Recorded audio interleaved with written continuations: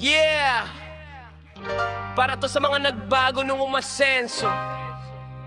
Pakinggan mo, boy. Huwag kang kupal.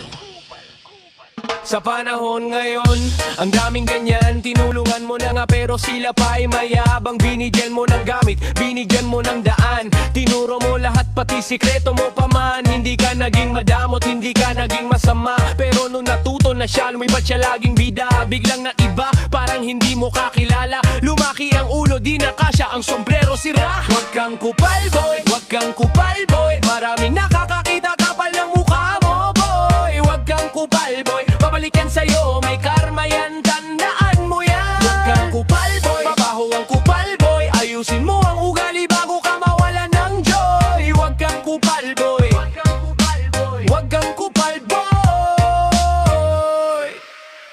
Kapag may pinagkakautangan, isipin mo lagi yon. Hindi lang sa pera, dapat respeto ibalik rin. Kung may pagkakamali sila, wag mo nang palakahihin. Tao lang din sila, tulad mo, wag kang masyadong laging perfect. Naalala mo ba nung wala ka, sino ang nandyan? Sino nagbigay lakas, sino nagbigay daan? Sino tiyaga sa'yo nung sablay ka pa noon? Ngayon masenso ka na pero utak mo ba ay umahon? Wag kang kupal, boy, wag kang kupal, boy. Dati kang mabait, ngayon ay hambog na, hoy. Wag kang kupal, boy, babalikan sa'yo lahat ng ginagawa mo, may singilang tadhana, bro. Wag kang kupal, boy, mabaho ang kupal, boy. Kung saan ka nagsimula, sana di mo nalimot, boy. Wag kang kupal, boy, wag kang kupal, boy.